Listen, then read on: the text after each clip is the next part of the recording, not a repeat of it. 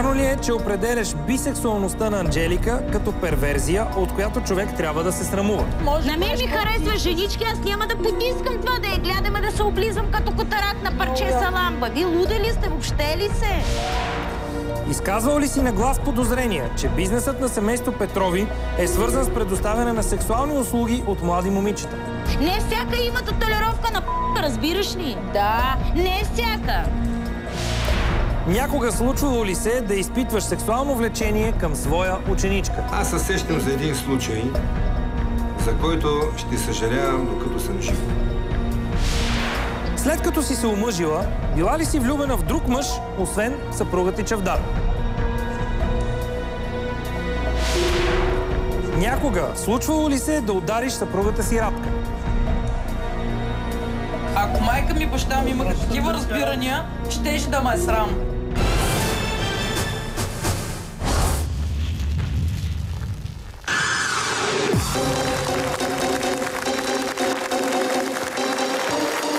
Добър вечер! Добър вечер! Госпожи и господа, Big Brother долови, че българският учен е прозрял за човека факта, че е единственото животно на Земята, за което собственото му съществуване е проблем, който трябва сам да реши.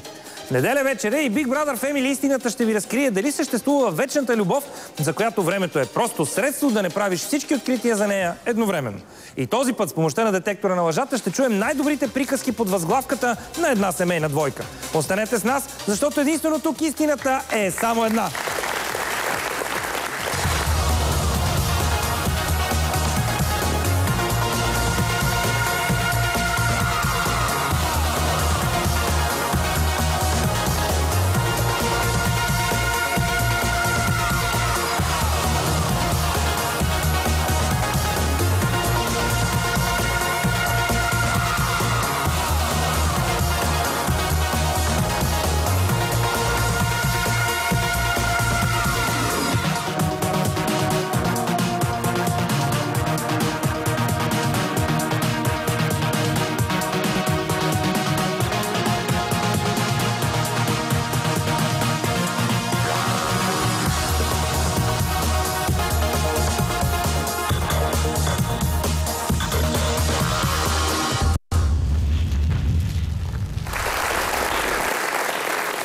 През изминалата седмица още едно от семействата в къщата премина през теста с детектора на лъжата. Трябва да знаете, че някои от участниците ни се страхуват от него като от огън, други го очакват като студен душ за брака си. Известно ви е вече, че тук в студиото ние проверяваме достоверността на отговорите, получени по време на теста, а резултатите от него остават в тайна за участниците до момента на шоуто. Както всеки път, избираме по 18 въпроса за всеки от семейната двойка. Голямата награда срещу цялата истина за този, който не се изкуши да излъже, е 50 000 лева. Този епизод на Big Brother Family истината в изповедалната на къщата ще седне пловдивския Едисон и вечната му другарка Радка. Нека да си припомним известното за семейство Каменарови. Айде де, Радие. Що не? Те хора по-възрастни от нас, а що уважение да ни са направено?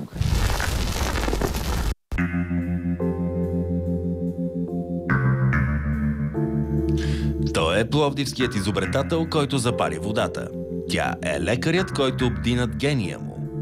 Чавдар е от тези джентълмени, които знаят как да ядат супа с вратовръзка. А Радка от дамите, които, ако погледнеш, ще очакваш да ти запее ария от Верди. На пръв поглед те имат брак като сънуван в лятна нощ. Неговият девиз е: ако спечеля, печели цялото човечество. А нейният: ако загубя, губя само себе си. Той знае, че недостатъците й са просто петна по крилете на ангел. Твоите недостатъци те правят привлекателни. Много ти благодаря. Ти винаги си умееш да кажеш най-хубавото, така че човек да се почувства добре. Винаги. 2 години траела най-дългата им раздяла. Бил е сам в Южна Америка, а също и в Африка към края на 70-те, където всеки залез за него се огрявал с цвета на червеното, което имало лицето й, когато се усмихне. Радка е майката на 2 му деца, на които е предал всичко нататък, а любовта им е вечна като стихотворение от Яворов. 2 хубави очи му заполучи, 2 хубави очи, душата му дете. И за това мечтая аз. Човекът, който е чувал в собствената си слушалка гласа на вице-президента Ал Гор, сега дели една стая с хора, които го смятат за скучен алгоритъм, а той тях за творение, създадени когато Господ си е почивал. Всички най-свясти, знаеш? Най-свясен е един дебил. Да. Най-свясен е един дебил. Независимо, че има заболяване. Психическо. Някакъв кибарка си в него говориш. Като паразити. Паразити. Вижте тази вечер истината за учения, който видя дима над водата и неговата Алиса в страната на чудесата. Ние се намираме в изгубения свят. Абсолютно изгубихме се, чудърчи, но се намерим. Ние сме в изгубения свят. Ама се намерим, не бой се. Пак си намерим местото. Светът на динозаврите. Обаче пак си намерим местото. Радка и Чавдар се явиха на тест с детектор на лъжата. Всеки от двамата отговори на 50 въпроса. 36 от тях бяха избрани за участието им тази вечер.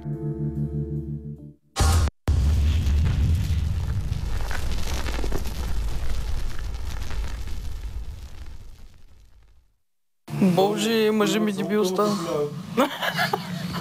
Мале. Аз съм възмутена, мъжа ми е психическо отклонение според него. Ма ти откъде знаеш, че за него става? Еми за кой? За теб ли?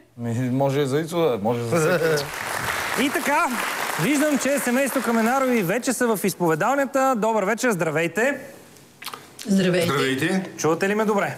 Да. Чудесно. Притеснени ли сте по някакъв начин от предстоящото ви участие в нашето предаване? Не, това е цецето. Разбира се, че не сме притеснени. Хай! Така. Цецето е много яка. Вие избързахте вече. Аз да ви кажа, че от всички хора, които успяхме да поканим, за да ви подкрепят тук в студиото тази вечер, дойде вашата дъщеря Цвета. Тя е тук при нас. Моля ви сега да я покажете, колеги. Цвети! Нали? Цветето, знаем. За съжаление, си само ти. Няма как, но пък ще окажеш подкрепа на своите родители за трима. Готови сме да започнем с правилата. Участието ви стартира с общо 6 въпроса на първо ниво, за всеки от вас по 3, като ще отговаряте последователно. Ако не излъжете на нито един от тях, печелите 1500 лева. Сега, семейство Каменарови, вие вярвате ли, че след толкова години брачен живот все още има тайни, които не сте разкрили един за друг? Оле, ако почнете така да мълчите още от първи. Двамата едновременно ли или... Един по един. На който както му дойде, може да отговаря в нашите разговори. Добре. Та има ли тайни между вас или няма? Не! Няма. Добре, Чавдаре. Окей. Тогава можем да започнем.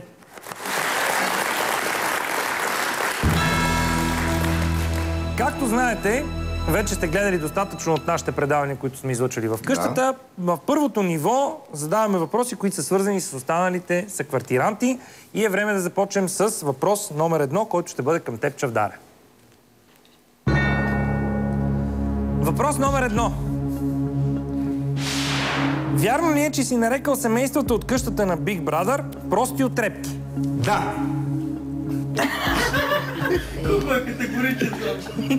Истина. Вашият отговор е истина. Благодарим. Те живеят друг свят, брат. Семействата, значи това се отнася за абсолютно всички семейства. Така, да, разбира се. Значи, да ви кажа какво се случва. Винаги след като има някакъв отговор, ние си говорим и разискваме защо това е било да или не. Тъкмо ще да те питам, тъй като често в коментарите си в къщата превръщаше съквартирантите в някакви същества, като от Jurassic Park. Нали се сещаш този филм? Та, кой от всички в къщата за теб е най-голямата отрепка и би бил най-страховития представител на този парк, така да го наречем на шега? Вече ги няма. Няма ги. Кои Това бяха? са Цветилин. Да. Следващия от Милеви там Боян. Стоян. Да. Минаваме нататък към следващия въпрос. Въпрос номер 2, той е към теб, Радке. Вярно ли е, че според теб съквартирантът ти Веселин страда от липса на възпитание? Дай възпитания. Да, вярно е. Вашият отговор е истина. Не е точно липса на възпитание. Вече ли пак да си приказваш там сладкодумно? Що да ни иде? Мен си ма кеф. Тихо. Какво точно не харесваш в начина и поведението на Веско? Той ходи винаги гол, бос. Да, той се вкъщи. Качва с тези крака по дивана, където всички сядаме, сигурно и полиглото. Как можеш с нея? И както има поговорката, по дрехите посрещаш. Това е външния вид на човек. Другото, което ми прави лошо впечатление, това е винаги безпардонно се оригва пред всички, демонстративно. Аз съм чул лично да Стара ме му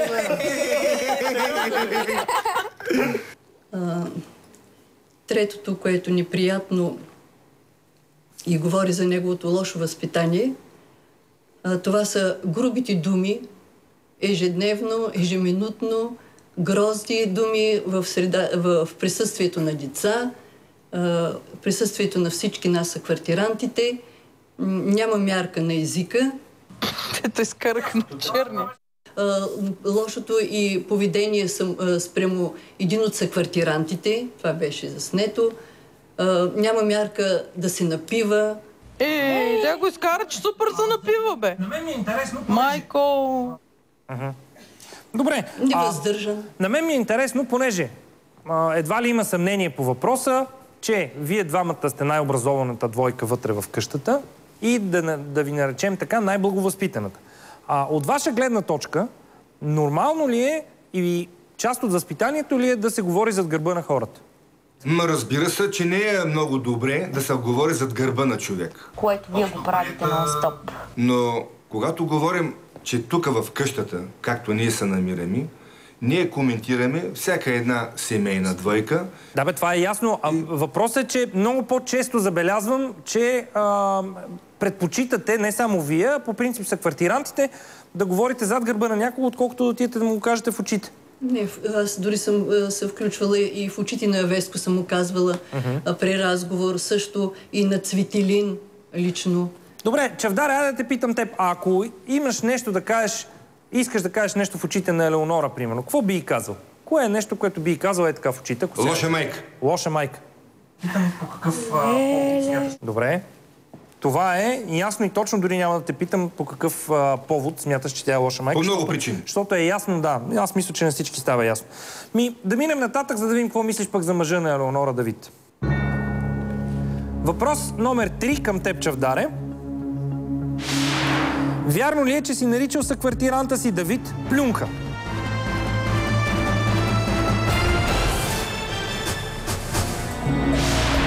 Вярно ли е, че според теб съквартирантът ти Веселин дава много лош пример на децата си, като споделя открито, че употребява наркотици? Че има бабички на нейната възраст, дето опъват всеки ден в Дания. Тя това не го знае. Вярно ли е, че си наричал съквартирантите си от семейство Чипеви невежи? Той вече не вежи. Я ти коса чувам. Затова си не виж, защото не знаеш какво означава. Смяташ ли Анжелика от семейство Петрови за ексхибиционистка? Добре, нали той беше в Африка? В Африка хора има къде разхождат са голи. Вярно ли е, че смяташ, че хора като Анжелика допринасят за покварата и нравствения опадък на обществото? Вярно ли е, че определяш бисексуалността на Анжелика като перверзия, от която човек трябва да се срамува? Изказвал ли си на глас подозрения, че бизнесът на семейство Петрови е свързан с предоставяне на сексуални услуги от млади момичета? Изказвал ли си на глас подозрения, че Анжелика използва бисексуалната си ориентация, за да привлича по този начин млади жени към тайния си бизнес?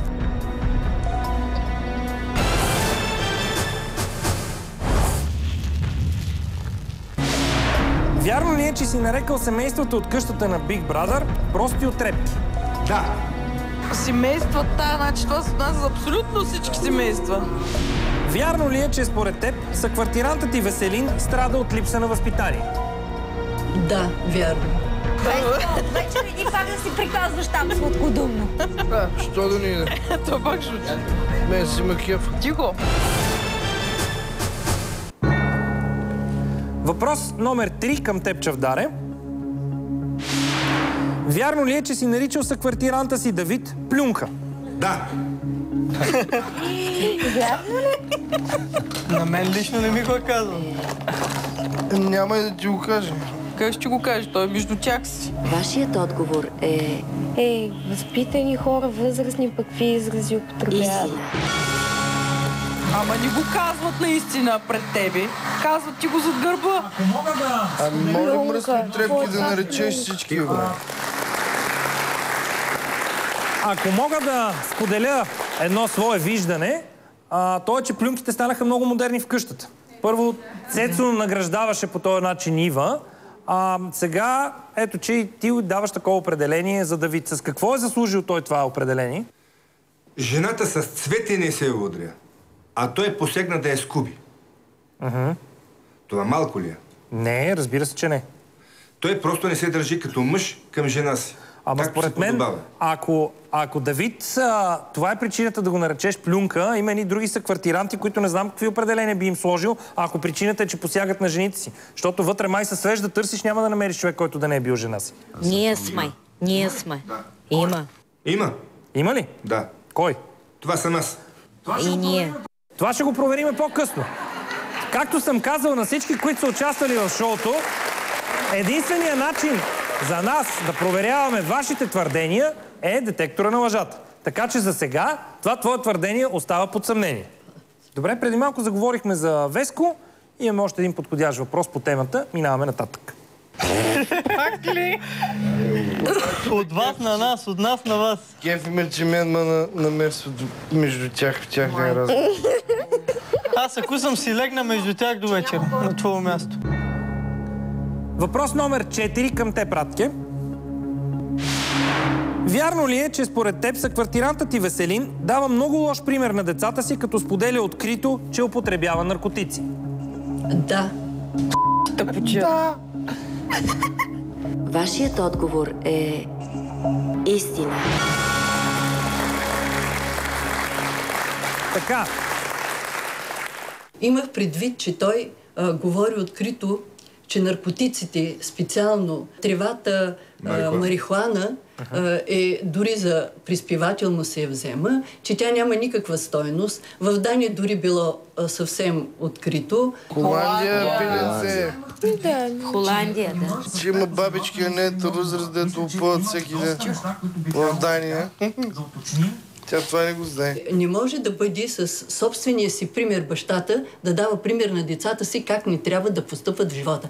А не, че той ако не употребява, дори е редно да споделя с децата отрано, било в училище, че могат да бъдат подлъгани с бомбон. Беби, вече го няма това подлъгване с бомбоните. Ти живееш в миналия век. Ма какви деца, какви чудеса намесват? Че могат да опитат, нали, отрано цигара и това крие опасно, че това е отрова в край на краищата за децата и за поколенията. Това е другата страна. Родителят трябва да споделя, но неговото беше демонстриране, че това е нали, безобидно, не е отрова и е нормално да бъде употребяван. Аз на това не възприех. Не си ме разбрала. Да не би си хвана децата да им говориш, бе. Ваши изказвания. Тя го дали, аз тук... Тихо.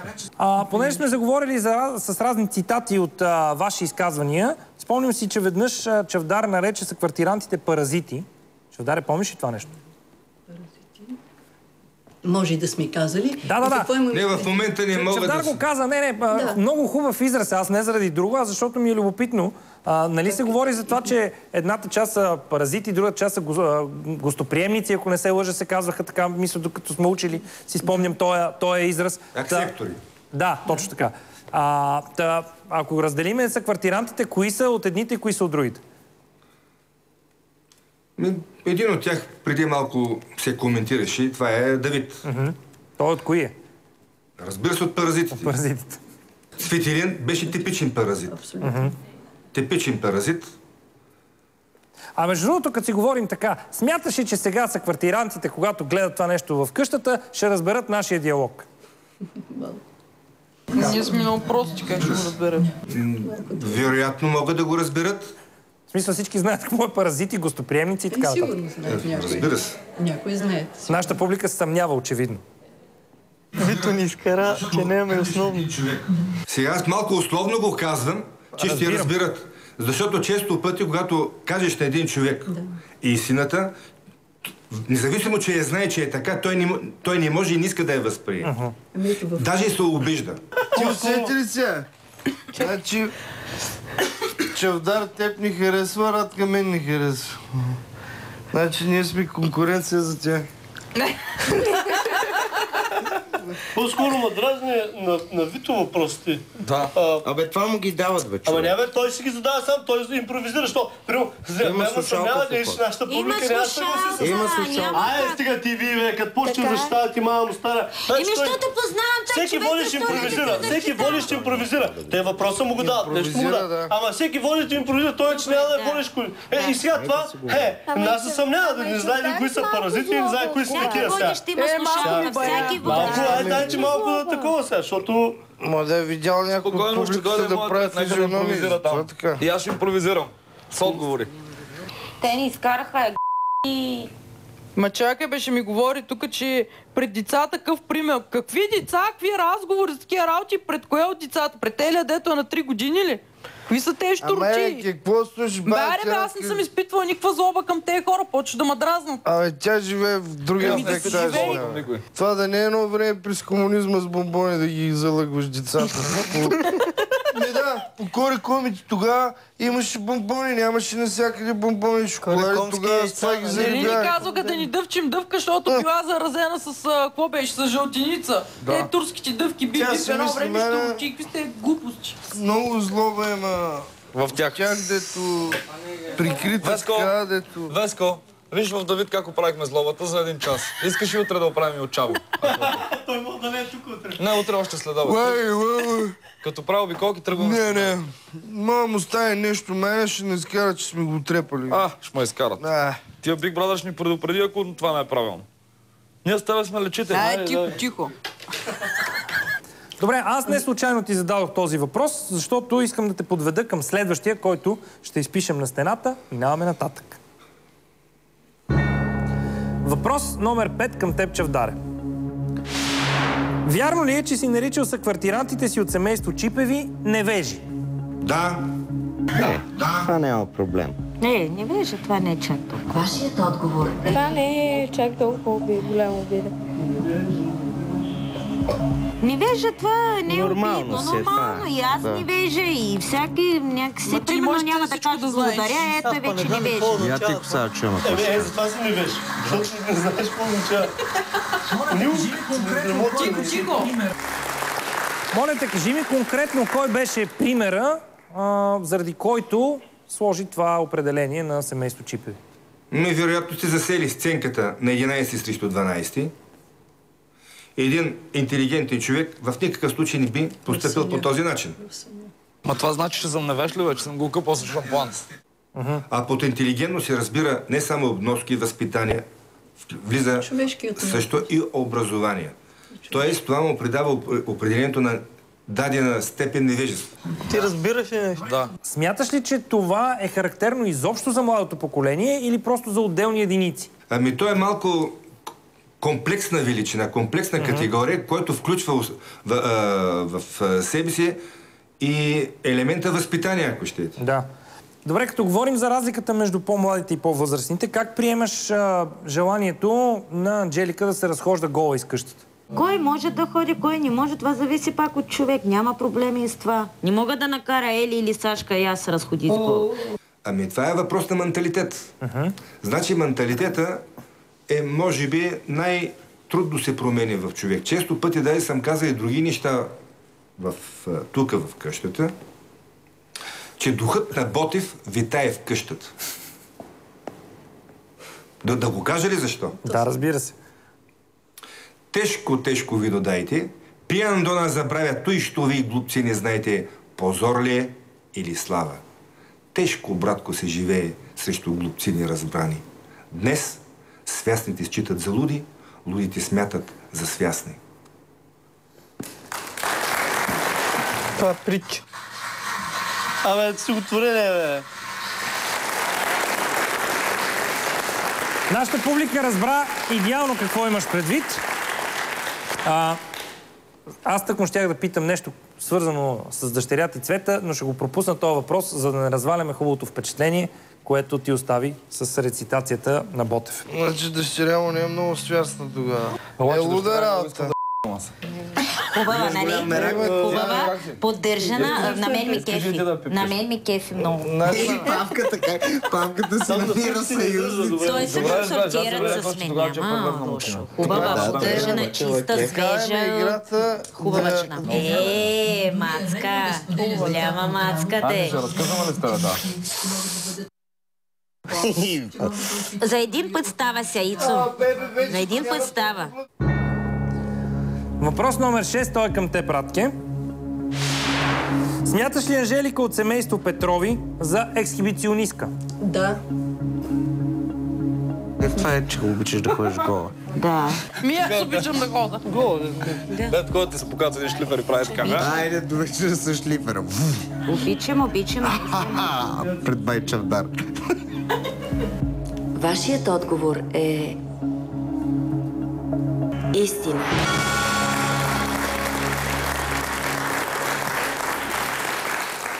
Бих искал да те питам друго. Не смяташ ли, че тя има някакво оправдание и то е свързано с начина и по който тя си изкарва парите? Тя в крайна сметка е танцорка, свикнала е да бъде доста разсъблечена и за нея това не е проблем. Може би няма достатъчно задръжка, понеже го прави постоянно и тенденциозно някакси, открито, но това не е... Лично на мен изобщо не ми прави впечатление. Изобщо никой не го... Изобщо. Така. Изобщо. Що ви прави впечатление, че ви си легол? Защото се възбужда, Тук въпросът опира до нещо съвсем друго. Все пак тя е млада жена, трябва да има малко свян. Ние не сме животни да ходим горе. Ние сме хора, които имаме претенции, че имаме мозък в главите си. Трябва човек да има малко свян да има. Не срам. Свян да има. Малко. Добре, нали той беше в Африка? В Африка хора има къде разхождат са голи. Тъй пак не е животни. Да ви обличи си. Имаме претенции, че имаме мозък в главите си. Веселина и ти. Добре, айде да питам. Радке, някога случва ли се на плажа да се печеш по монокини? На плажа. Без горнища. Без горнища. Да.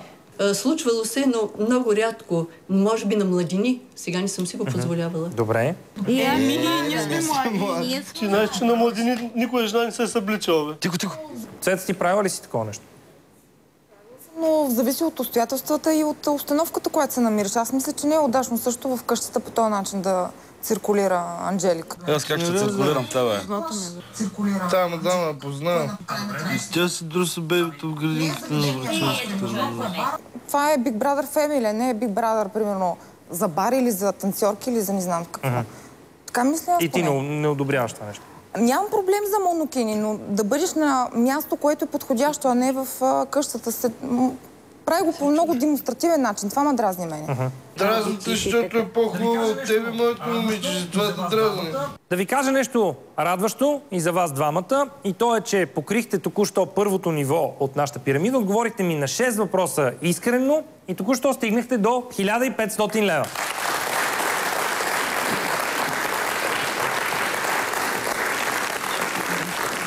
Какво ви предстои на следващото ниво?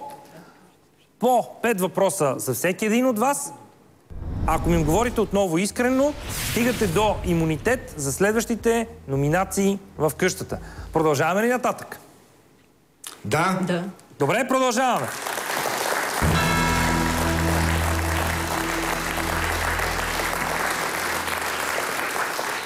Така е играта да изплуват над нас. Ние сме от тайката. Много ясно. И пък дали го осъзнат само едно ще ви кажа. Не забравяйте, че понеже са по-големи с уважение, тези хора са, може би, най-лансираните навънка от всички нас. Защото са, нали, с най-голям брак, той е нали учен. Ние горе-долу минаваме за по-тъпаци. Аз пък не искам те имат един старт леко по-голям над нас, защото... За теб ли каза, че си лоша майка или за друга? Не, бе. Но има по-възрастни, които разбират по-младо поколение. Има, да. Най-лошото е, което си мисля, че Така си мисля, че това предаване ще го дадат чак когато излеем всички, ще го пуснат в ефир. Те ли? Така си мисля, че в момента не върви. Не може. Защо ще го спират пак? Защото е хубаво да върви. Откъде на къде пък ще го спират? Не знам, не знам. И откъде на къде ще казва, че Веселин няма мярка на пийни, като се е напил един ден. Не се връзва момиче. Не е хубаво предаването. Да, бе, стига. Не дей, бе. Аз не съм нервна. Може би баба Радка вижда най-голяма конкуренция в мен, затова така приказва. Казвам, че още не си нервна, сте познали. Само, че Веселин с тия оригни готвеше манджички 4 дни за всички. Рачето не съм видял да е сготвила нещо за всички, нали? Те казаха, че не искат да се включват в общата храна. Няма такова, няма значение. Ти лаго напри, сготви нещо. Какво значи, че не искам да се включват? Един път не го направи. Айде тихо да гледаме. Тихо сега, ясно. Семейство Каменарови, вие сте от съквартирантите в къща, които се отличават с голяма проницателност по отношение на човешката природа на останалите хора.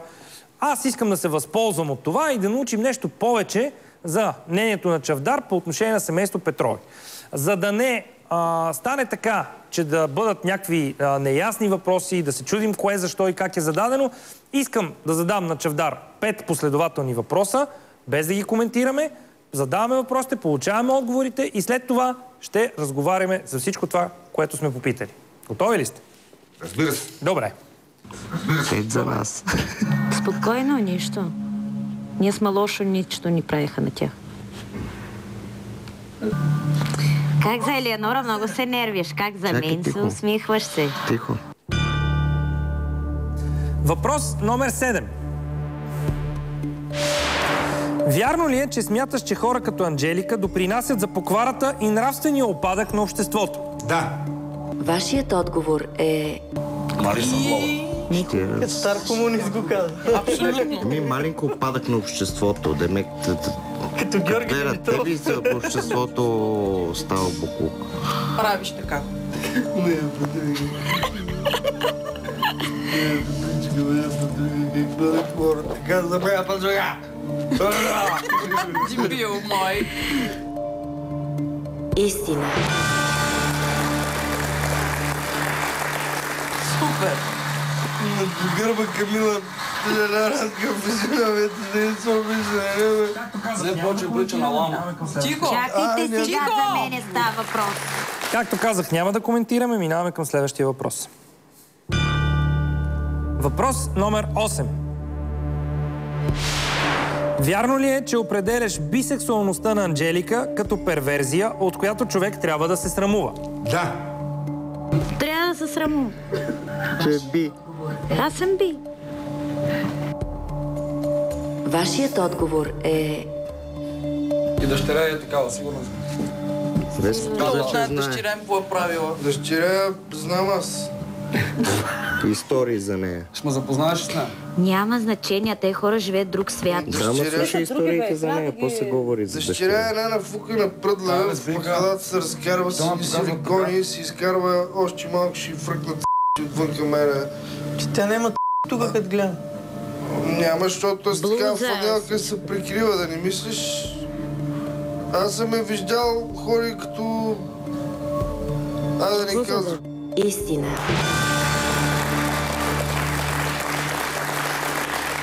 И дъщеря е за някаква мутра майче женена, бе. Гърция е женена. Ами не знам. Как казаха те? Тя да не е тя танцорка, не. Знам, а сами комши живеят до нас. Дъщеря е мала гадже жена, ще видите, щом така показаха толкова пъти. Сигурно. И това много ма кефи в нея. Ма не може да срамува човека, да потиска и да гледа на него. Той ще каже за геовете, че са най-гадните общества. Обаче много злобен в нея, защото виж как вика тя тук къщата не знам какво. Тя да не влиза в тази къща, да види как ще се вижда. От днес съм разхождам се още по-гола. Да знаете всички, да не се ревнувате мъже и така нататък, че заради вас се разхождам се още по-гола. Само по гащички да знаете. Аз също съм на тебе, така ще ги посрещна сега след предаването. Не. Аз не съм... Аз съветвам да не се връзвате. Аз не съм, да, и абсолютно, защото аз разбирам, че хора живеят на друг свят. в един в никакъв случай не трябва да се връзвате на всичко това. Какъв начин? Те не му задават въпрос, той каза, че дебил, ти добре ли си? Измисля някакъв Корнелия, това не беше въпрос, това беше какво ми да съм луда? Няма значение това, да скажем млад някакъв ясно, обаче това се пълно изречено. Човек, искам да се изкаже, защо спри? Вчера ми спираш гола да скоча, днеска ми спираш. Не спирай. Секс не може да правиш. Тихо, айде, добре. Що ми нищо с никой да съобразявам, стига се съобразих. Искам гола да се скоча. Остави ги, какво ги защитаваш пенсионерите? Защото това хора с друго мнение, остави ги, те живяха живота и така се проживяха. Веско, какво говори за дъщеря? Не ми интересува каква дъщеря, аз живея с тях. Не с дъщеря се общувам. Нормално, въобще нищо. Най-гадното, което ми направи, че го каза с голяма злоба вътре в изхода. Все едно го е тяло и не може вече... Това е най-гадното. Първо го каже, да, смятам така, наистина. Тогава е едно по-друго поведение. Обаче, да! Но такова някакси... Това е много дразнещо. Да, удари мръсни, какво ги защитаваш? Дразната е баба Радка и тя... Ако го кажеш с по-умерен тон и го изкоментираш, не, нормално е. Такива са въпросите. Не ми дразни това. Да кажем млад, окей, ще се разбере с него. Обаче това хора, които живяли по един начин. Въпрос номер 9.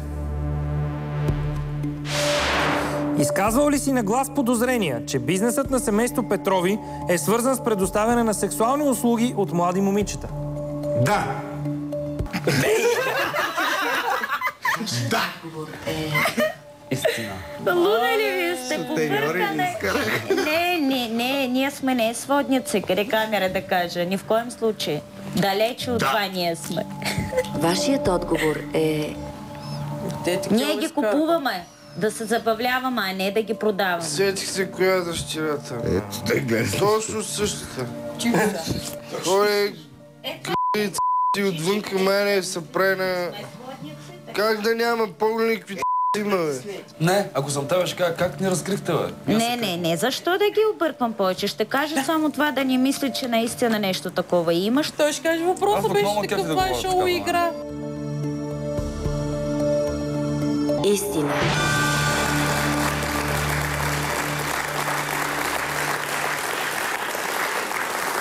Останаха още 2 до края на нивото.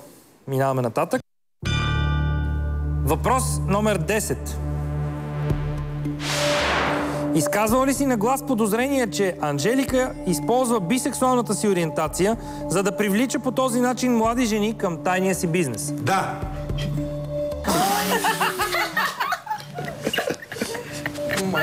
Как му е познати със смеят на това? Той изследовател, бе, виж.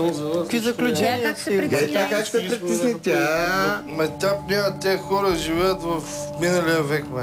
Точно ти за това ти казвам. Ама го... Тайния си бизнес. И това си го шушукат. Вашият отговор е...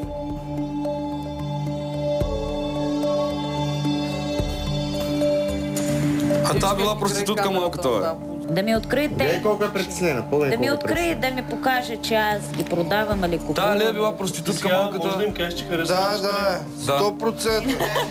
Истина.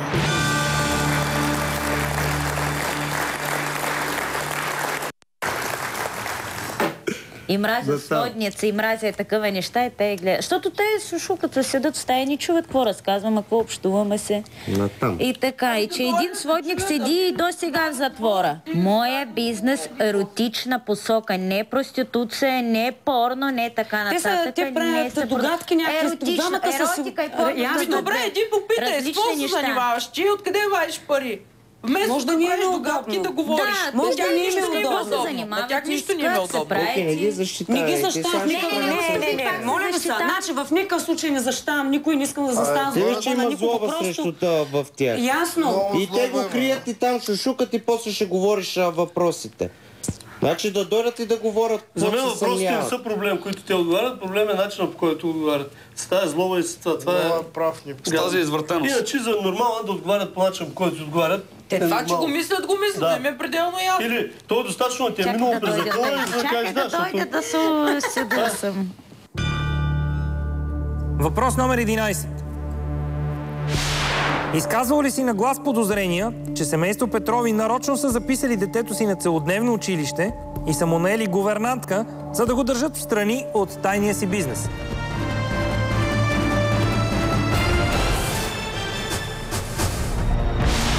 Чувствала ли си се някога потисната от факта, че живееш в сянката на мъжа си? Аз я обожавам, не просто обичам, просто обожавам. Влизаме си у вас и си тръгвайте.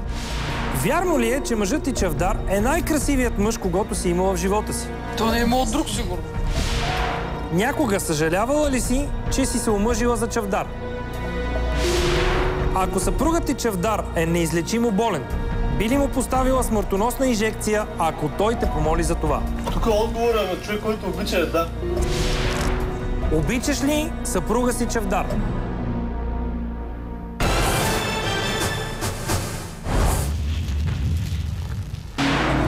Вярно ли е, че според теб съквартирантът ти Веселин дава много лош пример на децата си, като споделя открито, че употребява наркотици?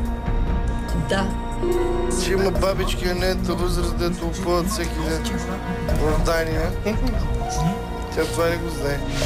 Вярно ли е, че си наричал съквартирантите си от семейство Чипеви невежи? Да. Той вече не виж. Затова си не виж. Защото не знаеш какво означава. Смяташ ли Анжелика от семейство Петрови за ексхибиционистка? Да.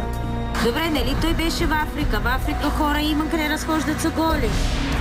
Вярно ли е, че смяташ, че хора като Анжелика допринасят за покварата и нравствения опадък на обществото? Да. Вярно ли е, че определяш бисексуалността на Анжелика като перверзия, от която човек трябва да се срамува? Да. Трябва да се срамува. Че е би. Аз съм би. Изказвал ли си на глас подозрения, че бизнесът на семейство Петрови е свързан с предоставяне на сексуални услуги от млади момичета? Да. Ние ги купуваме да се забавляваме, а не да ги продаваме. Изказвал ли си на глас подозрение, че Анжелика използва бисексуалната си ориентация, за да привлича по този начин млади жени към тайния си бизнес? Да. Моя бизнес е еротична посока, не проституция, не порно, не така нататък, не се продава. Еротично, еротика и порното две. Различни неща.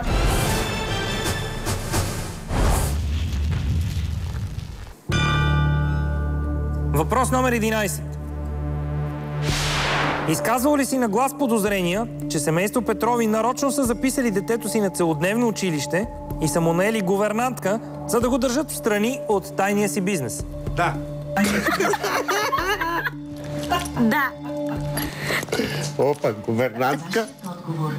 Те казаха да, нали? Да. Как? Да. Детето не ми трябва да бъде възпитано и така в колежа, а трябва да го запиша в глупости, да. Веско може да говоря за наркотици, аз не мога за бизнес да говоря. Гледайте как се притесни, виж как се притесни дъщеря. Аз вече не помня. Гледайте само дъщерята. Защото дъщеря навън видяла това нещо и знае, разбираш ли? Истина.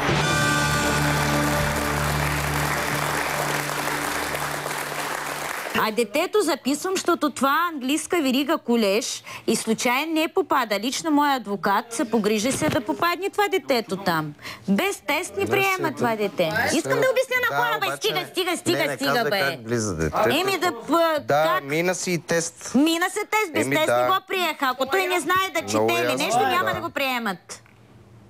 Той се ми спира, човек, искам истина да кажа. Защото ти казваш без тест, той си кара тест. Без тест не приеме децата там. Това казвам. Той си мина тест. Дори адвоката просто той звъня и казва, има ли ми строй? Те казват, има, но първо тест трябва. Вземат, аз докарах една учителка, взеха го, провериха, окей, става, защото аз цяло лято го учих. Глупости ми говориш, се ми спираш, бе, човек.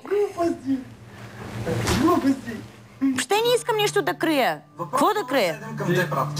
Аз съм разкрепостена, гола и така нататък. Това е моя живот.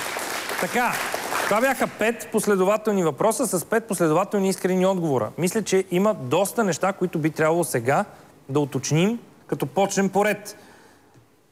Покварата и нравствения опадък на обществото, това е доста силно обвинение за една млада жена като Анджелика? С какво тя спомага за покварата, според теб? Имаше една полемика относно свободната изява на любовта, за сексуалната свобода между младите хора, че трябва да бъдат разкрепостени. Това разкрепостяване вече, според мен, започна да минава всякакви граници, включително и платената любов. Това е един вид, не е чак толкова лошо. Те виждат наистина в нас конкуренция за това. Да, всичко те са за град. Нека да бъдем малко по-конкретни. Ти си казваш, че бисексуалността на Анджелика е перверзия, от която човек трябва да се срамува. Бисексуалността е всъщност са две неща. Едно нормално и едно ненормално. Това, което не е нормално, природата се е погрижила, това съм го казал много пъти, да го прекъсне самия му зародиш. Не случайно перверзията няма поколение. Ще разхождам се при Чавдарчо с ци до лицето. Ама трябва ли да ги осъждаме тези хора или трябва да ги приемаме? Сега за осъждане, за наказателно не. Не, говоря морално, не говоря въобще за... За морално, разбира се. Разбира се, че трябва да бъде сочена като лош пример. И дори в семейството.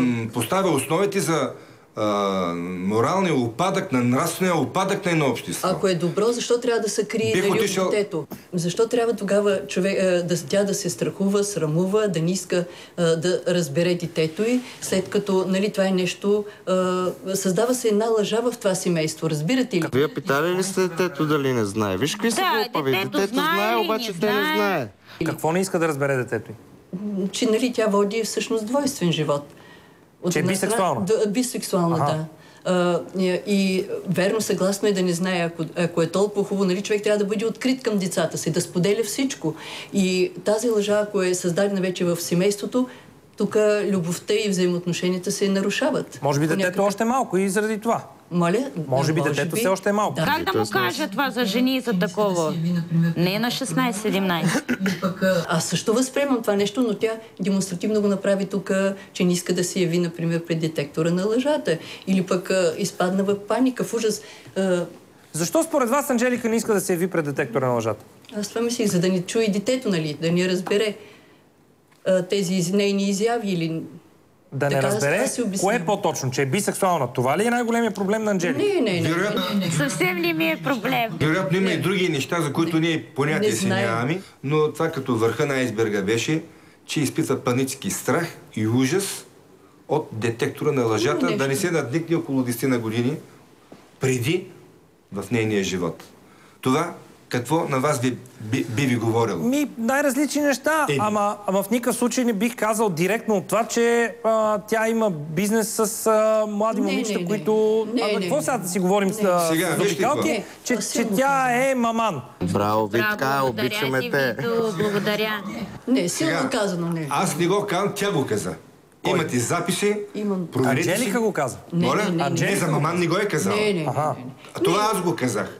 Но тя спомена че особено в спора с Елеонора, мисля, че беше. Той не бил, кога ние карах с Елеонора, мили. Те пък как се чули всичко тя? Те бех двете в стаята, той чу. И Радо това е. Ние сме говорихме.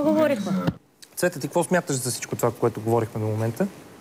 Значи аз не мога да кажа какъв бизнес прави. Сега тя достатъчно категорична беше самата Анджелика. Те 11 000 евро, които тя декларира. Всеки може да изкара пари, както се те са отишли. Аз мога за пари. Ако ми дадат пари, 100 000 лева, това е тарифата. Виж, че злобей, че си по-готина. За пасиване 100 000 лева тарифата. Правиш мангизи повече, тя какво правила цял живот? Мани, някой богат, че ти ги изкара и тогава ще виж какво става. Взема много увлажняващо гелче и дупа. Това отруден човек ли се вижда? Има богати гелове, знаеш какво става? Ако толкова нещо безобидно прави, кой ще даде 11 000 евро? За филм ли, за месец ли? Как тя ги... Ако нещо легално прави? Не, за седмица и за 3 часа на ден. Седмица и по 3 часа на ден. И другото, което исках да кажа е, за мен това е лицемерие, нейното поведение, защото в един момент декларира какво разкрепостено поведение има, в другия момент, примерно, беше нейното отношение към Ванеса, че е била с 30 мъже, как може от 11 годишна, а пък мен ми е съмнително от колко годишна тя е била и с колко хора е била. Едва ли е с 30? Според мен много повече. Аз съм на 16 година загубих девствеността. Ако ви е интересно това. Мога да кажа, на 16 година съм бях. Аз мисля, че достатъчно говорихме за Анджелика, за нейното семейство и за всичко останало. Според мен, за хората е много по-интересно да вникнем малко във вашите взаимоотношения между Чавдар и Радка, защото независимо, че вие сте пример по някакъв начин за хората, за едно щастливо семейство, всеки човек, който ви гледа, естествено си мисли, за толкова години нещо се е случило в живота на тия хора, нали? Се е имало някаква криза, се е имало нещо, което да ги раздели, се е имало някакви такива работи. Това е най-нормалното нещо, което всеки би си помислил. Така е. Всичко е възможно, да.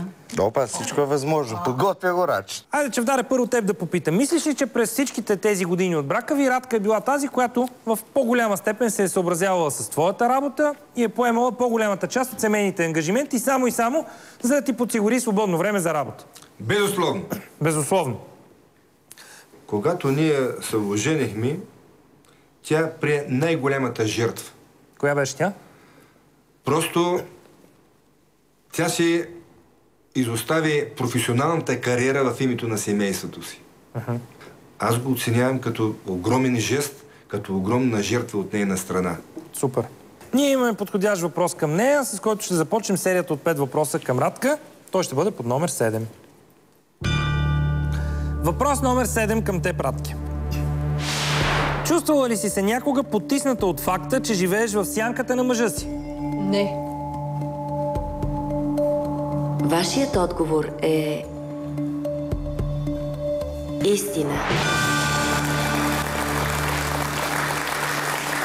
Аз мисля, че това е едно много мило по някакъв начин признание, защото няма начин на Чавдар да не му е минала тая мисъл през главата за тия години. Ами не, те винаги са били така.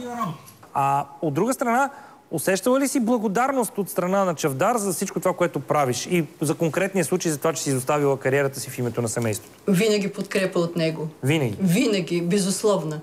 Мога ли аз да кажа нещо? Разбира се. Искам да заявя на всички зрители в цяла България, аз съм горд с жена си. Аз я обожавам, не просто обичам, просто обожавам. Заедно си, вас си тръгвайте. Нямаш избор да не обожаваш. На колко години си, човече? Риташ, виждаш букета, утри. Тя е просто изключително голям човек. Прекрасно. Да го кажа това нещо. Да ви пят домакин, защото те един кек си сгорил на ден. Искам да ви пят домакин. Дали ще има кек с тя работа не е фанала през живот. Тя не е фанала работа през живот. Какво да фанала човек, тя? Това е много лесно е така. Не е фанала работа през живот. Не знам как се чувстваш. Ти жена, най-голяма от всички, да видиш ти мацки, които са тук всички жени, на тя да станат сутрин първата работа, да се фанат за домакинска работа чист, а ти сложиш червилците първа калеройка из двора. Да видим къде са. Това ли е готината пример, жена? Това ли е жената за пример? Аз не съм видял. Те са на меден месец, не на вкъщи. Ние мислихме, че са на почивна това не е възраст, дето ми говори тук норми и рамки. Как може така пола да ми ходиш? И какви норми? Кой определя нормата? Мен това ме интересува. Кой в 121 век? Кой ще ми определи на мен нормалната норма? Да ми обясни, защото мъжа ли е дебил. Така да се въртат нещата, че тяхната норма е за пример нормата. Това, което ме трябва да те, какво се отговарят хората, това се е тяхна работа. А моята не е хубаво, защо аз ни казвам на детето, че съм лягам с женички. Не, ти разбираш ли къв сме? Те сами себе си лични. се върти около там. Трябва да обясниш, че наркотици са лошо нещо, говоря за някаква трева. За някаква трева говори и то Кристиан съм сигурен, че не е бил там. Камо ли Елия? Това заслужава силни и бурни аплодисменти. Както ви казах, в тази част от нашето предаване ние ще научим много неща за вас двамата и ще може да вникнем в отношенията ви. И по този начин смятам, че всяко едно от тия изречения, които сега казваш, които може да изглеждат до някъде високопарни на нашите зрители, постепенно биха могли да намерят своето обяснение. Искам да питам нещо съвсем конкретно и то е полезно за по-младите ни зрители. на времето как разбра, че Радка е подходящата за теб жена? Това е въпрос на характер при мен. Първите впечатления са много важни. Първите впечатления, които придобих при нашата първа среща, бяха изключително важни за мен. Това преди колко години беше? Това 74-та година, януари месец. О, то скоро. 36. 36. И ми направи огромно впечатление на една млада, много интелигентна жена, без да знам учила, ни доучила, завършила, ни завършила. А стори ли ти се красива? Ами, вижте какво. Тя, любовта, по принцип не знае граници, но да каже, че съм влюбен от пръв поглед, това е начин наистина да излъжа. Не, аз не питам дали се влюби, просто питам дали ти се видя красива на първата среща. Не. Видя ми се просто една симпатична, привлекателна млада жена. Добре. Аз искам да задам на Радка следващия въпрос, за да разберем какво мисли тя по този въпрос спрямо теб. Въпрос номер 8 към теб, Радки. Вярно ли е, че мъжът ти Чавдар е най-красивият мъж, когото си имала в живота си? Да. То не е имал друг, сигурно. Единствения. Единствения?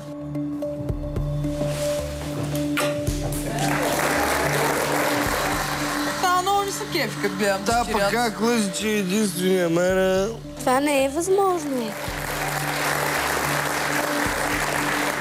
Вашият отговор е истина.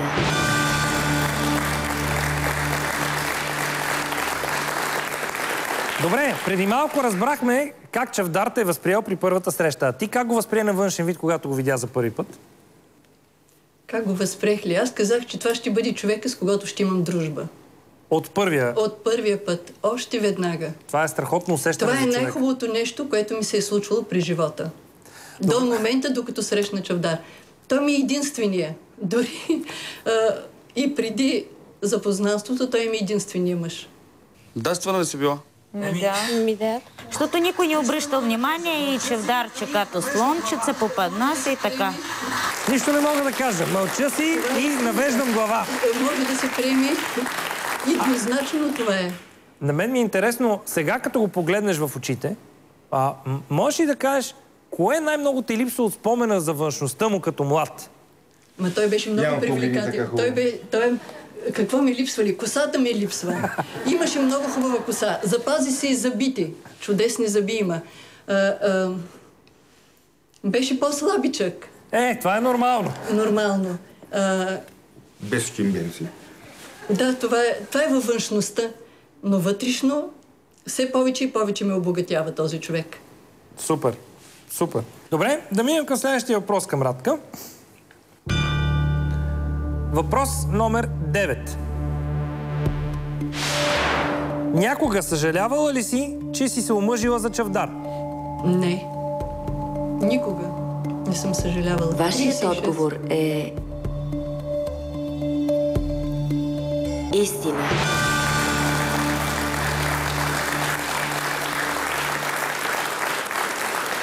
Трябва да ви кажа, че с огромно нетърпение чаках да чуя дали този отговор е истина или не, защото, признавам си абсолютно честно, не съм срещал други хора, които да кажат, че никога за дългия си съвместен живот поне веднъж не са съжалявали за това, че са се обвързали с конкретния човек. Цвета, ти съжалява ли си някога да ти минава през ума, че си съжалява, че си омъжила за мъжа си? Имало и такива моменти. Ето. Сигурен бях преди да я попитам, знаех какво ще ми отговори. Вие сте някакво явление, бе, хора, не знам дали го разбирате това. Сериозно ви казвам. Идеални семейства няма. Нали? Това е нещо, което се наслагва непрекъснато в главите на хората. Че няма идеални семейства. Пък вие до този момент излизате най-идеалното възможно семейство. Но Big Brother го е намерил, това го знам. Това говори ли, че продължавате да се привличате по някакъв начин, така както и на младини? Безусловно. Дори и повече, защото имаме време сега. Повече се обичаме. Много е правда. Особено в къщата, аз споменах, в къщата на Big Brother изживявам толкова силен момент, такава близост са принадлежащи абсолютно един на друг. А в пълния смисъл. Това е една от опциите. Една от опциите на къщата е точно тази, че имаме достатъчно време да погледнем един на друг. И като че ли изживяваме наистина медийния си месец, който тогава просто набързо нямаше и да... Не беше изживян. Не беше изживян. Ами изживяхте го време. Говорим за вашата любов. Нептун се разпази. Не, за вашата взаимна преданост. Не съм говоря. Понеже говорим за вашата любов, говорим за вашата привързаност, говорим за вашата взаимна преданост, имаме много подходящ въпрос към този случай. Въпрос номер 10. Ако съпругът ти Чавдар е неизлечимо болен, би ли му поставила смъртоносна инжекция, ако той те помоли за това? Сега този въпрос наистина е много специфичен. Не бих му направила смъртоносна инжекция. Тук отговора на човек, който обича да. Вашият отговор е... истина. Не бих посегнала върху него. Дните, които ще живее с него, ми са достатъчни. Разбирате ли? Бих го подкрепила и пак бих била щастлива, както и той. До последния момент. Аз искам да изживея минутите с него до край. Разбирате ли? А това е най-важното. Те хора били 47-ми набор. Баща ми е 49-ти, майка ми е 51-ви. Ако майка ми и баща ми имаха такива разбирания, щеше да ме е срам. Честно ви казвам, щеше да ме е срам от майка ми и баща ми. И при мен майка много строга, но пак разбира, че трябва да ходи момиче на дискотека с къщи полини, Ами да, и плюс това видееме съвсем друг. Остана ни да чуем след всичко това, което говорихме. Един последен въпрос за Радка от това второ ниво. Мисля, че едва ли има човек, който да се съмнява какъв ще бъде отговора на този въпрос, но въпреки това, както ви казах, ние сме длъжни да задаваме въпросите през детектора на лъжата. Затова минаваме нататък. Въпрос номер 11. Обичаш ли съпруга си Чавдар? Обичам го. И винаги ще го обичам до последния момент. Аз ви казах, това е най-хубавото нещо, което ми се е случило в живота. Не цитирай Чайковски, Майковски. Вашият отговор е... истина.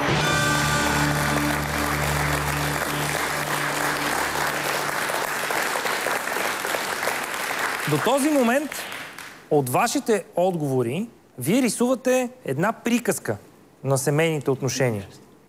Не е ли имало все пак едничък случай, в който във вашето семейство да има някаква криза на отношенията? Аз се сещам за един случай, за който ще съжалявам, докато съм жив. Имаш ли желание да ни го разкажеш? Това беше много отдавна, когато дъщеря ми беше мънинка. Бях и шемаросал веднъж. След което тази си моя постъпка съжалявах по няколко причини. Че всяко посегателство върху дете, това е форма на насилие. Това е първо. Втората причина е, че това издава безсилието на родителя да убеди своето си дете в правотата, за която той се бори. Тази си постъпка няма да се я простя, докато съм жив. Независимо от това дали дъщеря ми ще каже, татко, прощавам ти и така нататък. Даже нещо повече. Когато беше сватбата в Гърция, аз се бях оттеглял на един тъмен кът, точно на брега на морето, в тяхния ресторант, там където беше, и тогава ми бликаха сълзи. Тогава ми бликнаха сълзи и пак се сетих за този епизод, когато посегнах на дъщеря си. И пак го повтарям, докато съм жив, няма да си го простя, независимо от прошките, които ги получавам. Цвета, ти помниш ли тази ситуация? Помня. Да, естествено. А давала ли си на баща си официално прошка за това, което е направил? Да. Те са за театъра, хора. Аз искам да се върна на въпроса за вашето отношение. Не случайно ви питах дали по някакъв начин някога се е случило да имате криза в брака помежду ви. Защото На Радка е бил зададен и един въпрос на детектора, който е: съмнявала ли си се някога в любовта на съпруга си Чавдар? И тя отново е казала не. Никога Радка не се е съмнявала в това, че ти, Чавдар, я обичаш безрезервно. Така че това е само още един щрих към тази картина, която вие рисувате, за която ви казах, че е като една приказка на семейните отношения. И защо на тия пенсионери мръсни им дават, преди да им зададат въпрос, да поясняват? Като до тук... Ама е шамарил дъщеря му, не чуле? Както казах преди малко, този въпрос беше последния от серията въпроси към Радка, с което мога да ви зарадвам, че и двамата покрихте второто ниво, т.е. стигнахте до имунитета от следващите елиминации в къщата.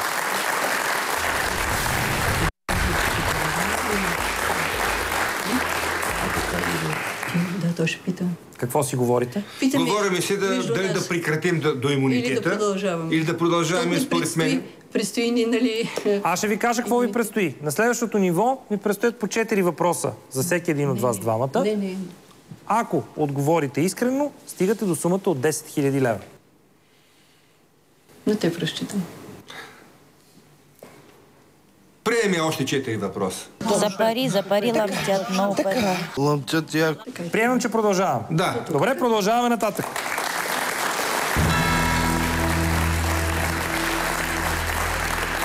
Който ни рискува, той ни губи. Аз преди малко започнах разговора, Чавдаре, с теб за това, че ти като преподавател имаш достатъчно много контакти с млади момичета. Обикновенно хората, когато става въпрос за такъв тип преподаватели, естествено си представят млади, хубави, красиви момичета и един мъж срещу тях, който им е преподавател. Знаем какво следва от всичко това. Нали така? Ние имаме въпрос, който е изключително подходящ, за да разберем дали и при теб нещата са се случили така в живота. А мога ли да отговоря преди въпрос? Чакай. Нека да го задам. Усещам го. Добре. Мога ли или не мога? Чакай. Нека да го задам. Чакай. Уважавай. Въпрос номер 12 към теб, Чавдаре. Давай, Вито, изкрати ги. Някога случвало ли се да изпитваш сексуално влечение към своя ученичка?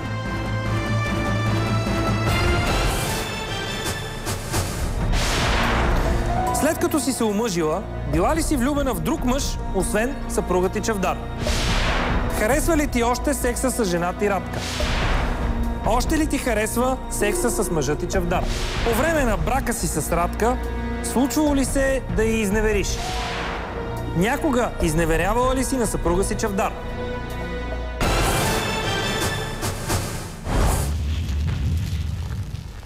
Чувствала ли си се някога потисната от факта, че живееш в сянката на мъжа си? Не. Аз я обожавам, не просто обичам. Просто обожавам. Влизаме си у вас и си тръгвайте. Вярно ли е, че мъжът ти Чавдар е най-красивият мъж, когото си имала в живота си? Да. То не е имал друг сигурно. Единствения. Някога съжалявала ли си, че си се омъжила за Чавдар? Не. Ако съпругът ти Чавдар е неизлечимо болен, би ли му поставила смъртоносна инжекция, ако той те помоли за това? Тук е отговора на човек, който обича, да. Не бих му направила смъртоносна инжекция. Обичаш ли съпруга си Чавдар? Обичам го. И винаги ще го обичам до последния момент. Ако майка ми и баща ми имаха такива разбирания, щеше да ме е срам. Въпрос номер 12 към теб, Чавдаре. Давай, Вито, изкрати ги. Някога случвало ли се да изпитваш сексуално влечение към своя ученичка? Не. Защото няма такава. Дявол. Не. Защото няма такава. Той не е бил преподавател. Ти разбираш? Вашият отговор е...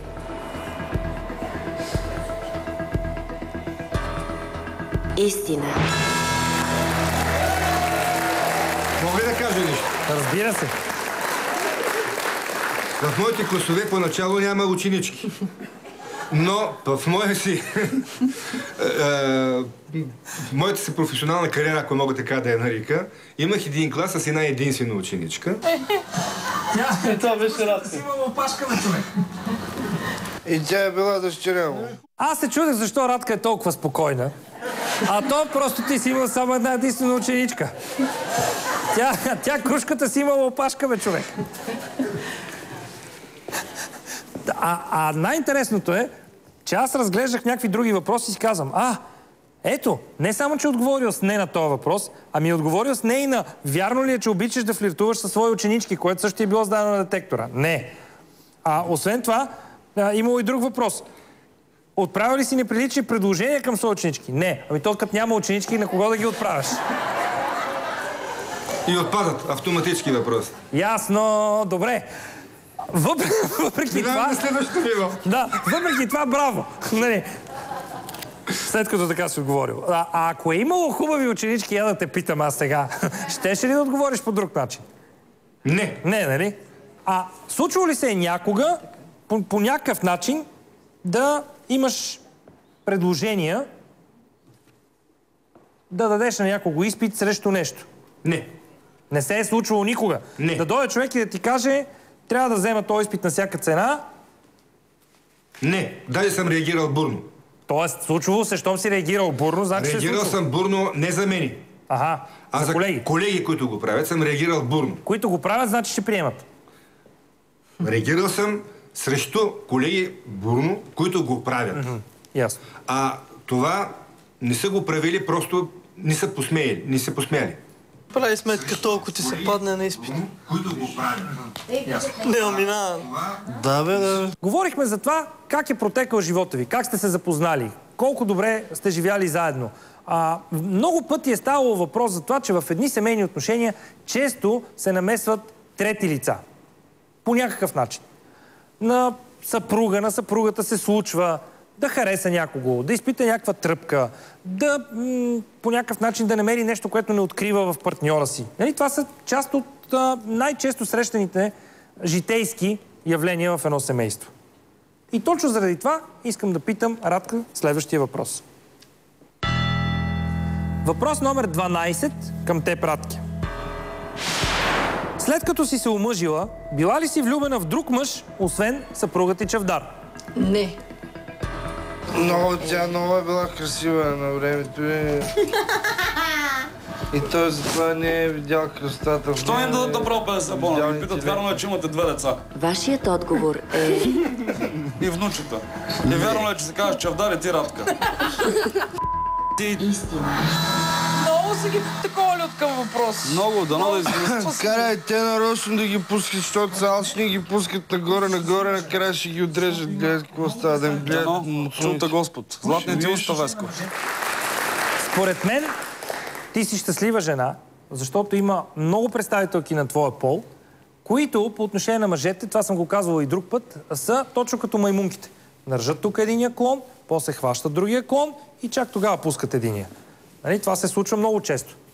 Така че вашите отношения наистина са чисти като сълза.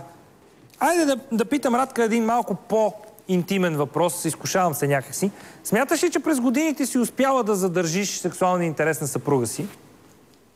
Смятам, защото и продължавам. Сега ако кажа, че изкопаря се прави. Публиката ни понякога е леко завистлива. Може. Понякога е леко завистлива. Не така, както в... Не по същия начин, Поддържам огъня.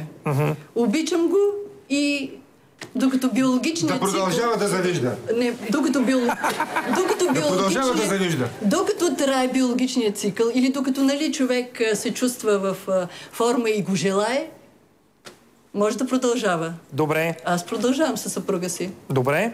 Да зададем тогава следващия въпрос към Чавдар. Въпрос номер 13 към теб, Чавдаре. Харесва ли ти още секса с жената и Радка? Разбира се. Значи правят скопаря. Те тук са го прели пред децата. Пред Боян пред децата. Целуват се с такова, да. Целувки, милувки. Се затискат на леглото, да. Вашият отговор е... Не гледай така изплаши, Да, бе, Ива. Ти не знаеш, Ива си каза. Ива каза, тя нали спеше с тях. Идва до нас, каза, потресена съм. Затискат се на леглото пред децата, пред всичко. Езици, мезици. Езици. Боряна не смееха да правят нищо. Те си правят. Тихо, Като сме на такава вече доста интимна вълна, колко жени си имал преди Радка в живота си?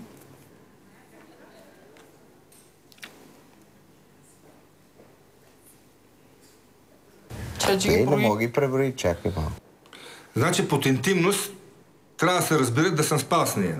Да си е чукал, но да си спал. Да. Значи нямал съм. Да, бе. Тя е единствената. Колко каза, че имал? Нямал. Леле. Сега всичко не им прави чест, ако ме питаш мен изобщо даже. Да. Опитвам се да разбера дали и двамата по някакъв начин имате база за сравнение, защото, както казваше един мой приятел, човек не може да каже, че не обича сок от праскова, ако цял живот е пил само сок от портокал. За това се опитвах да разбера. Имал съм приятелки, но тя ми е първата жена. Ясно. Един много хубав въпрос ти е бил зададен по време на детектора и той е бил: случвало ли се някога да се преструваш незаспал, за да избегнеш сексуален контакт с жена си Радка? И ти си отговорил не. Категорично никога. Не. Така. От всичко това разбираме само колко добре се чувствате вие заедно и какво чудесно сливане има между вас. И духовно, и физическо. И за да бъде всичко ясно, ние зададохме въпроса към Чавдар. Искам да зададем същия въпрос и към Радка, за да можеш и ти да бъдеш спокоен за това, че продължава да ви е приятно да сте заедно. Въпрос номер 13 към теб, Радке. Още ли ти харесва секса с мъжът и Чавдар? Да. Колкото и да е невероятно, да. Защото няма друг. Как да се изпита тя? Що да е невероятно?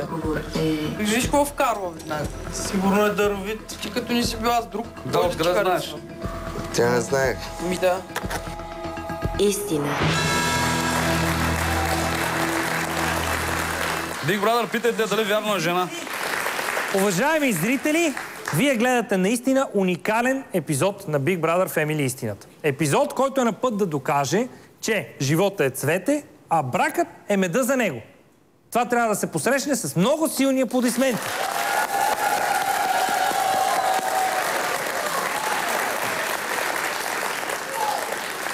Сега, въпрос. Че живота е цвете. След като 2 години не си бил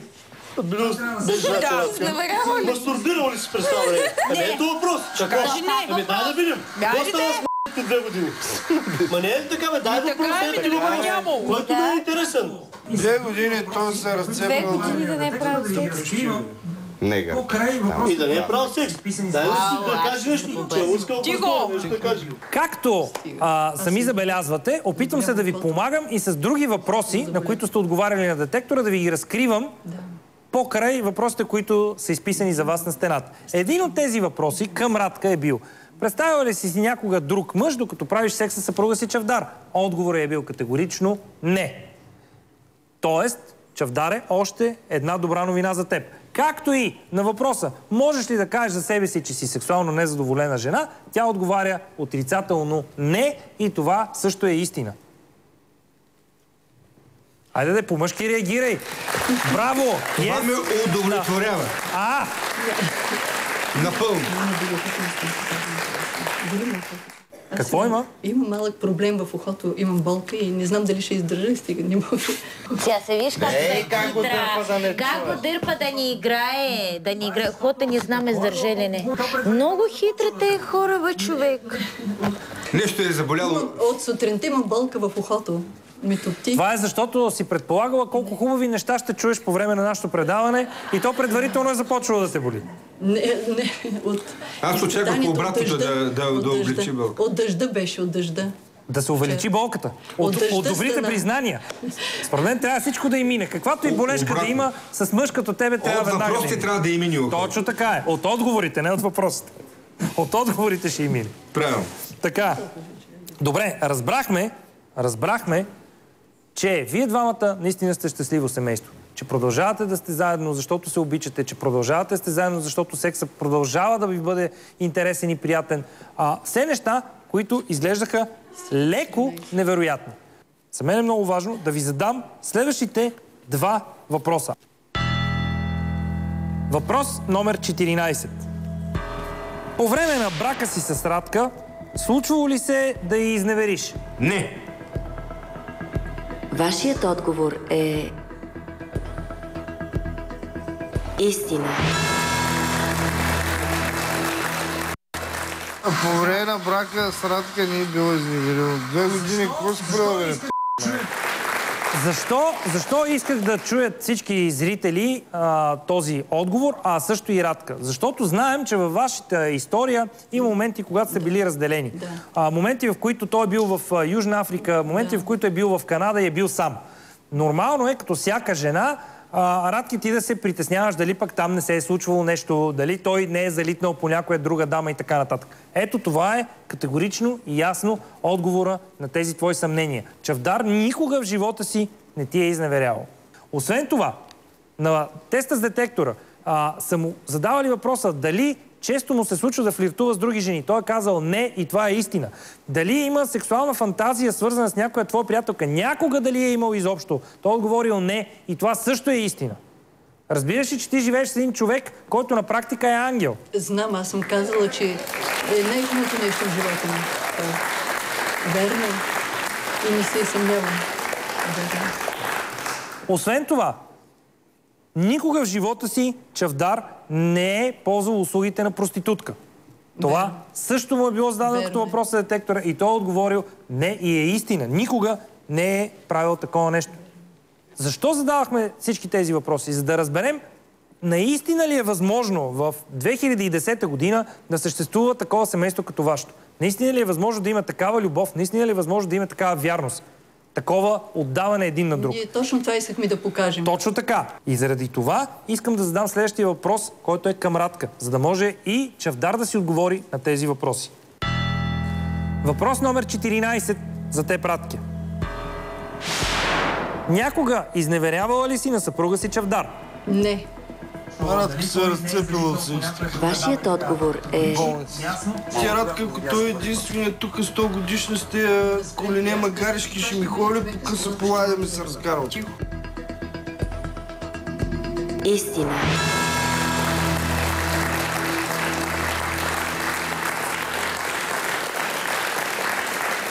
От време на време се опитвам да се поставям на мястото на нашите зрители, които гледат предаването. В момента ги виждам пред екраните така. Не вярваш. Сигурно така ще Аз съм убеден, че не сме само ние. Аз не съм. Аз съм убеден, че са много такива семейства като нас. И ние дружим с такива семейства. Браво. Все повече и повече ми се иска да кажа на нашите зрители. Няма нужда да гледате турски сериали. Всичко това се случва и в България, в нашия реален живот.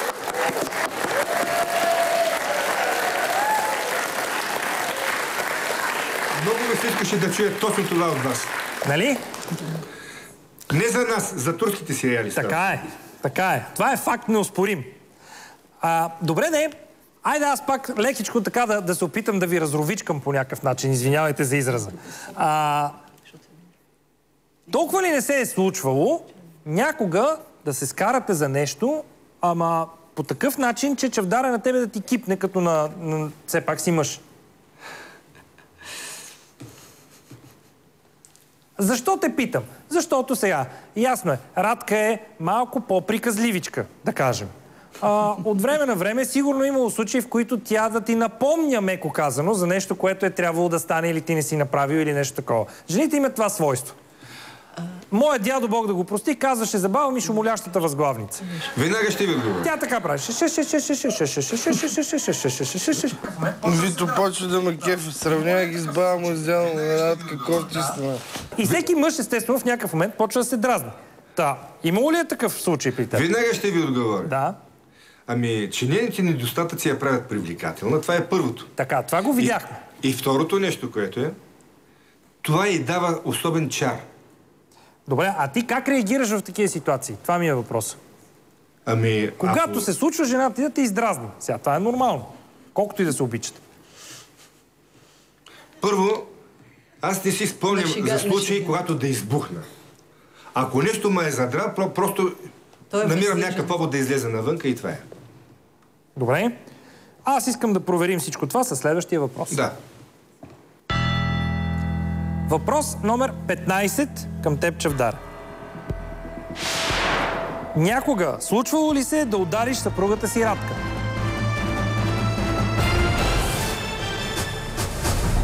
Всеки един от нас, това, което гледа и вижда, не е това, което е. Ама отговорът е истински, все пак шоу, но отговорът е истински и се разпитва, да коментираме. По никакъв начин не мога да кажа, че имам психически отклонения и не е дебил. Защото са не същи. Аз обичам да се разхвърлим. Ще ги разхвърлям до последно и да кога бъде дори и стара. На мен ми харесва женички, аз няма да потискам това да я гледам, а да се облизвам като котарак на парче саламба. Вие луди ли сте, въобще ли се?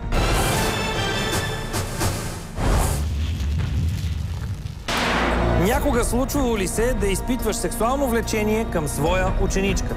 Не. Защото няма такава. Той не е бил преподавател. Ти разбираш? След като си се омъжила, била ли си влюбена в друг мъж, освен съпругът ти Чавдар? Не. Харесва ли ти още секса с жена ти Радка? Да, разбира се. Не, както да става въпрос. Не е толкова чест като на младини, но...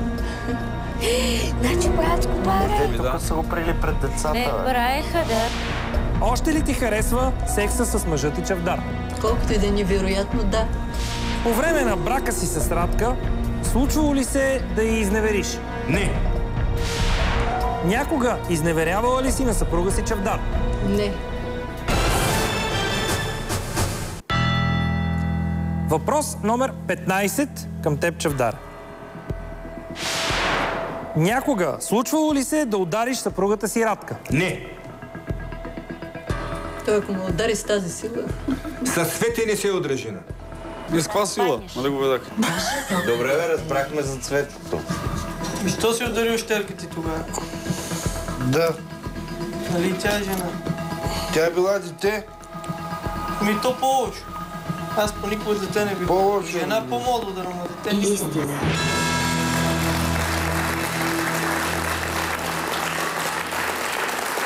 Специално за този отговор смятам, че аплодисментите, които получаваш от страна на публиката, са напълно и безкрайно заслужени. Това за Цветето си абсолютно прав. Освен всичко друго, аз много се радвам, че твоите съквартиранти в къщата ще могат да разберат, че дори и такива хора, които не са удрили жените си, има. Колкото и невероятно да им изглежда това. Не сме само ние. Факт. Факт. Но е много поучително човек да види, че има такива хора, е така очи в очи. И ние сме, не се ударяли с ние. Ние имаме тук, ето е пълноценно заявяваме, че ние сме не ударяли с ние. Много пъти ставаше дума за някакви сравнения между вас двамата в семейния живот, в начина по който сте се отнасяли и към кариерите си, и към любовта, и по някакъв начин към децата. Аз искам да използвам Цвета и това, че тя е тук. Можеш ли да направиш разграничение между това, кой от двамата, майката или баща ти, е бил по-добър родител спрямо теб и брат ти? О, не мога да направя такова разграничение. Естествено, че майка ми като майка е винаги била по-близо до мен в предвид професионалната ангажираност на баща ми. Но не мога да направя категорично такова разграничение. Единият по един начин се е грижил за нас, другия по друг начин, но винаги са били в трудните моменти до нас. И майка ми и баща ми, за което мога да им бъда безкрайно благодарна.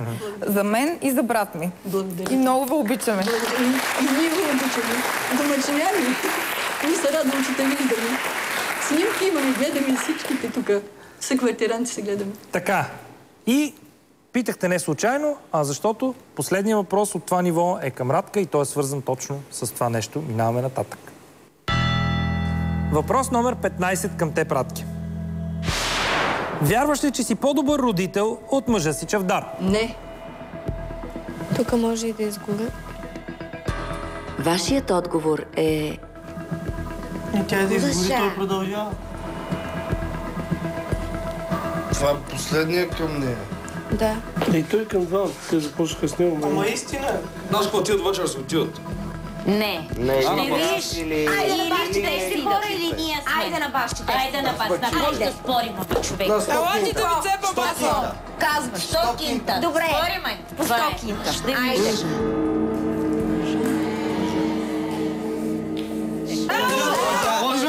Казах ли ви, че лъжа? Ама не говорехме за довечерата. Сега. Арато.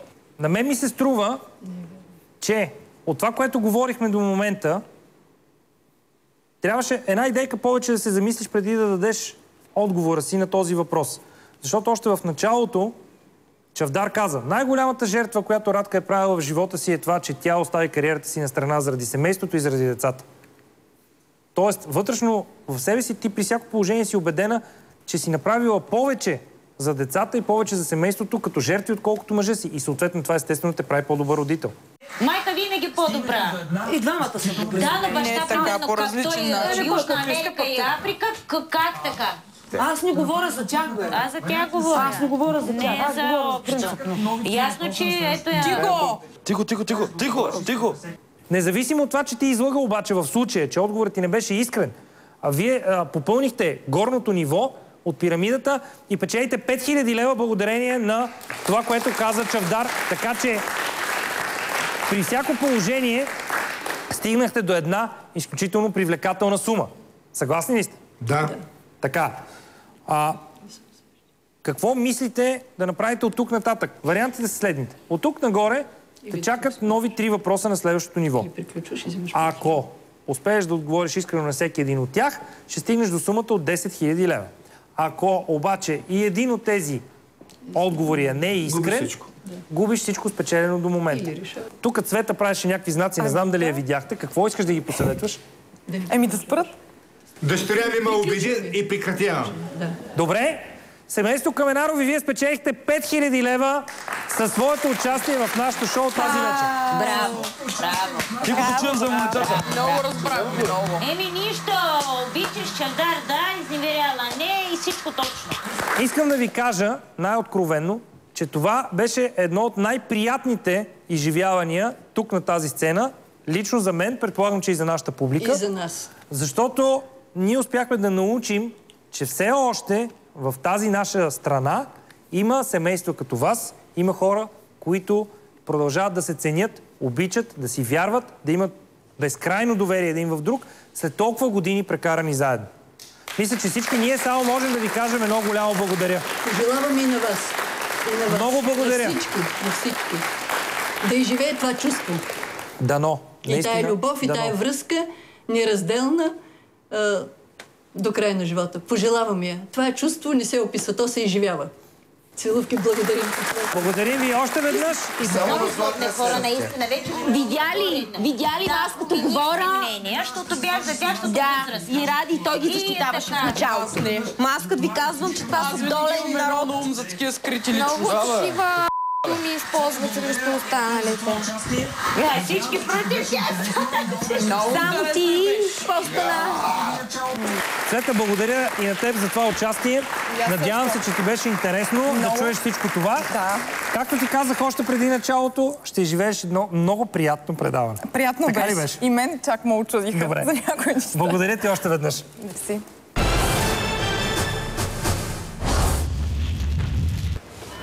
Всеки един от нас, това, което гледа и вижда, не е това, което е. Не знам дали съм ви го казал. Ама отговорът е истински, все пак шоу, но отговорът е истински и се разпитвате, коментираме. По никакъв начин не мога да кажа, че имам психически отклонения и не е дебил. Защото това въобще не беше в въпросите. Всеки има начин на живота. Да, естествено, всеки има начин да изглети на такива работи. Това е вашето мнение, имам и друго мнение и се го казваме. Аз си показах моето мнение. Чухте ви. Че е дебил. Защото са не Аз обичам да се разфърлям и ще ги разфърлям до последно и да кога бъде дори и стара. Защо не? Ето я така, зерната ми хубави, а детето ми знае, че съм малко откачена, но не мога да му обясня, че съм вече бисексуална или някаква. Детето знае, че тя е работила стриптизиор. Аз цял живот. То детето знае, че е работила стриптизиор. Защо да не знае? Аз това не мога да разбера. Защо да не знае, примерно, какво представляват тревата? Естествено, че е по-добре да го разберат баща си, отколкото от някакви гносани. Точно така, и аз на свое дете говоря.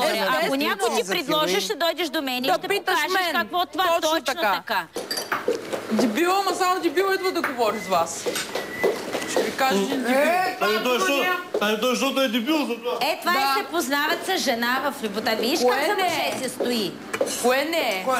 Това беше думата и че има психически отклонения. Това не беше към въпросите, а това беше такова. Нервна ли? Ами на Веско си.